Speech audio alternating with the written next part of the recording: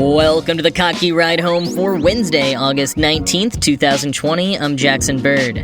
Did you know that we have two different measurements for feet in the U.S.? Like the 12 inches on a ruler. There are two different versions, but not for long. Some good news regarding the prospects for a COVID-19 vaccine, a new Girl Scout cookie, and why the cookies seem to vary from state to state, and a Swiss town that got a very delicious surprise snowstorm last week. Here are some of the cool things from the news today.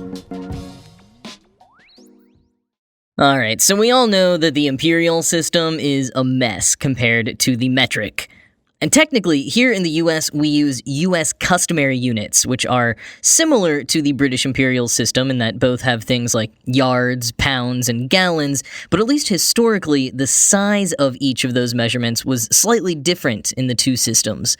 In the 1960s, the UK and the US agreed to make their yards and pounds the same by scaling them against the meter and the kilogram.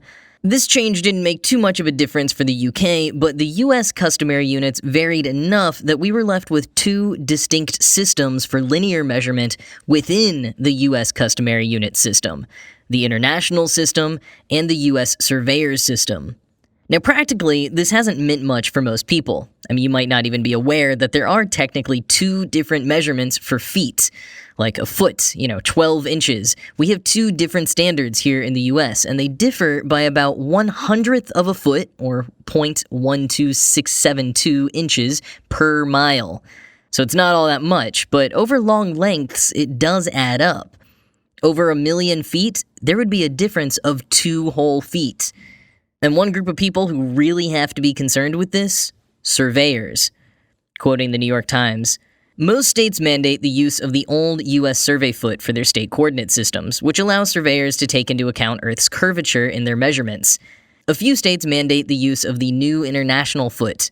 A handful do not specify which of the 2 feet should be used. Arizona, for example, is an international foot state, but when employees with the Federal Aviation Administration or the U.S. Army Corps of Engineers or the Park Service measure there, they use the U.S. survey foot. Other problems crop up when surveyors measure from one state to the next, unaware that the 2 states use different feet. In some cases, large projects employ international surveying firms whose employees are unaware that America has 2 feet.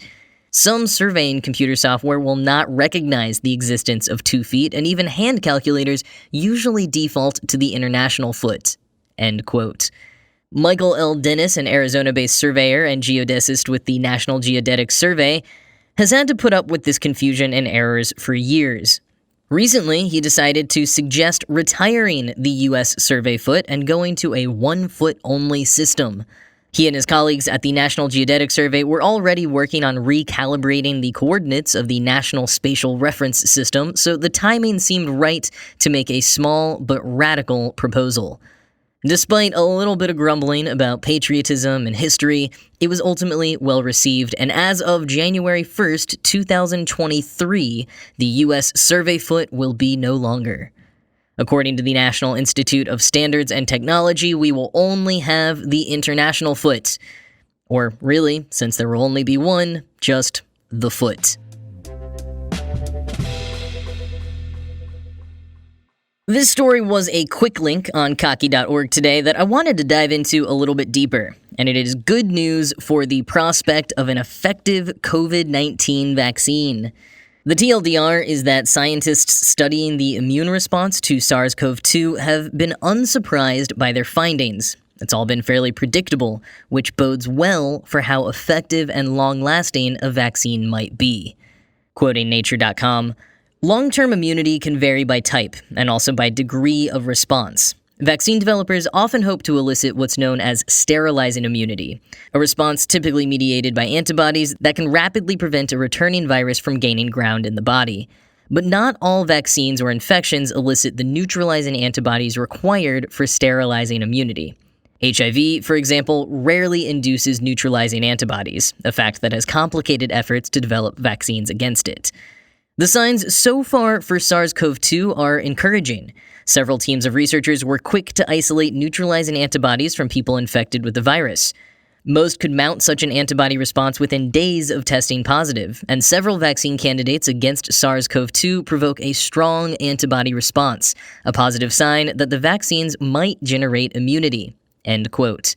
But one caveat is that antibody responses are usually the highest in people with the severest and most long-term infections. And since most people with COVID-19 had or have more mild cases, they may be producing smaller amounts of the neutralizing antibody. Quoting again, "This pattern is often seen with viruses. The longer, more severe infections are more likely to produce strong, durable responses. This is one reason that common cold coronaviruses sometimes don't yield long-lasting immunity," says Shane Crotty, a virologist at the La Jolla Institute for Immunology in California. End quote. As for how long immunity may last, you probably heard a lot of the headlines about it only lasting for about 3 months. This was because one study showed that the number of antibodies peaked a few days after the onset of symptoms and were barely there after 3 months. But immunologists say the media response kind of blew it out of proportion in a negative way. Quote, "The data showed a perfectly normal response to a viral infection," says Luis Barrero at the University of Chicago in Illinois, who studies the evolution of immune responses to pathogens. "When a virus attacks, it spurs the proliferation of B cells that produce antibodies capable of recognizing pieces of the virus. But once the infection is gone, antibody levels typically wane.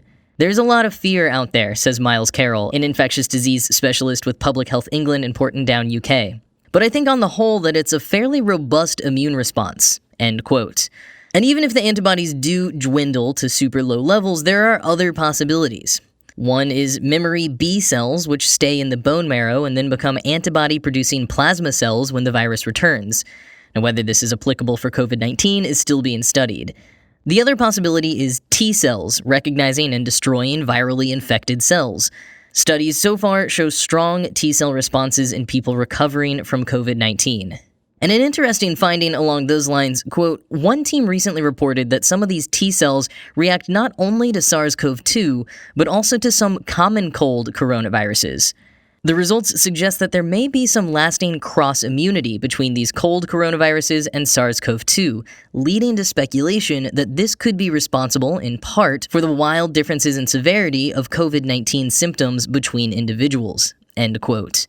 Overall, a lot remains to be seen, but the straightforward, unsurprising results, at least when it comes to studying immune response so far, are definitely a cause for cautious optimism. And even if a sterilization vaccine can't be achieved, one which would lessen the symptoms and drastically reduce mortality would be a game changer.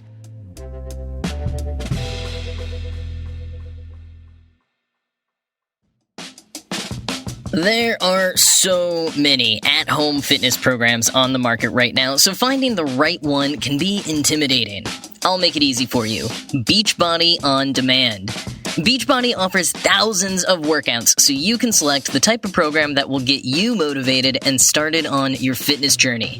They're the ones behind programs you've probably heard of like P90X, Insanity, and 21 Day Fix. And now you can try their newest programs like Muscle Burns Fat and 80 Day Obsession. Some of their workouts are as short as 10 minutes and don't require any extra equipment. In the time it used to take you to drive and park at the gym, you could be finished working out. That's my favorite part. I just load up a workout on my phone, like maybe some Pi-Yo, that's Pilates Yoga Fusion, cast it to my TV with Chromecast, get my workout in, and then bam, done and feeling great. No extra time needed to get in and out of the gym or drive home through traffic. And if you want the stress-free convenience of great workouts from Beachbody On Demand, I've got good news because listeners of the Kottke Ride Home can try it absolutely free. Just text good news to 303030 for a special free trial membership.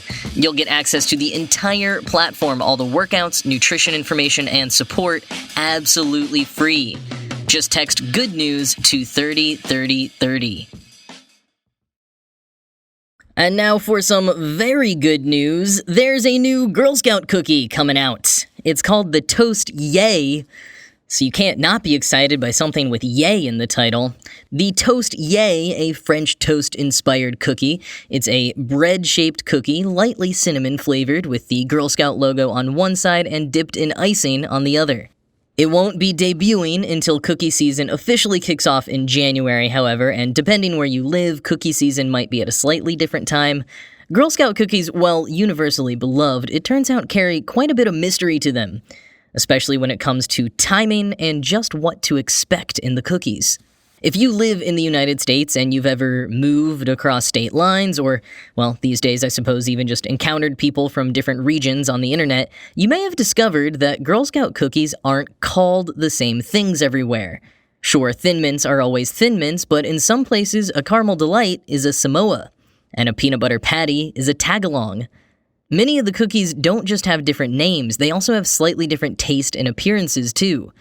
And that's because the Girl Scouts of the USA actually have two different suppliers of Girl Scout cookies, ABC Bakers and Little Brown Bakers.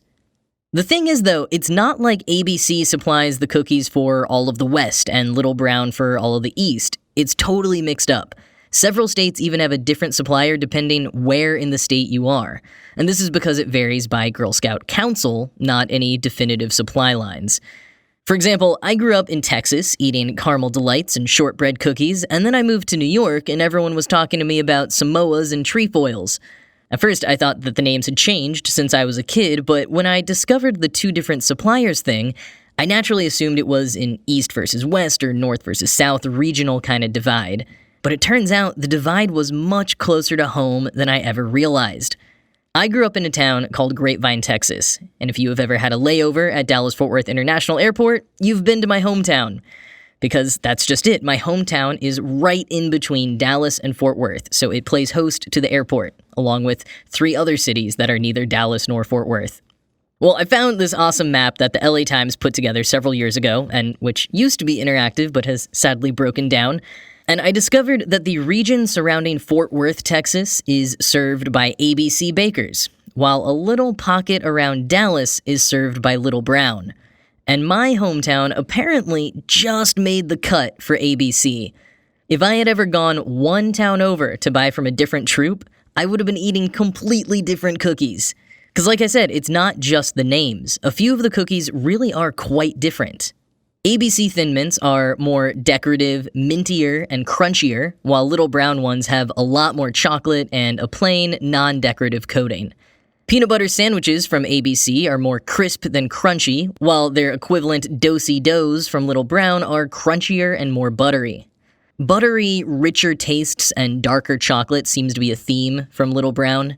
Now the differences get really stark on some of the newer cookies though. ABC's s'mores cookies are actually coated in chocolate, while Little Brown's s'mores are a sandwich cookie. And meanwhile, lemonades from ABC are a big shortbread cookie, while the Little Brown ones are this little sugar-coated half moon. As for the new Toast Yays cookie that was announced today, so far Toast Yays are only being released by ABC Bakers.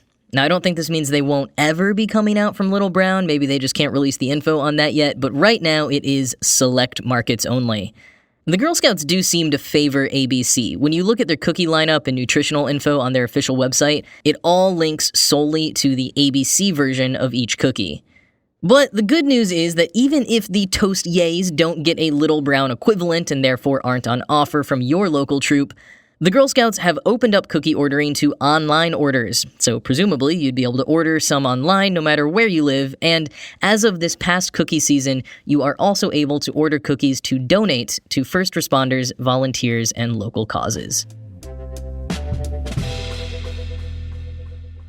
If I told you that a town was being pelted with chocolate snow in 2020, your jaded and skeptical mind would probably think that I meant a more nightmarish, gross version of yellow snow. But no, 2020 has finally done something right. The Swiss town of Olten woke up Friday morning to winds carrying a fine dust of chocolate all over town.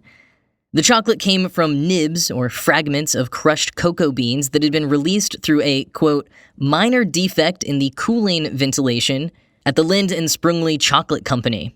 The factory in Olten, which is between Zurich and Basel, says the ventilation system has now been repaired, and they've offered to pay for any cleaning services to cars that became dusted with the chocolate powder. Australian reporter Jason Ohm on Twitter said, quote, 2020 is just plain weird, but on the upside, it's snowing chocolate and not frogs, end quote. And I gotta agree, I know it's gonna be a little messy to clean up, but this is something straight out of a fairy tale.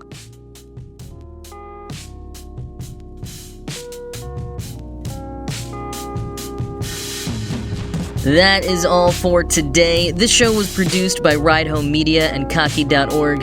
I am going to go dig some leftover Girl Scout cookies out of the back of my freezer. I hope you all have a good rest of your day, and I'll talk to you tomorrow.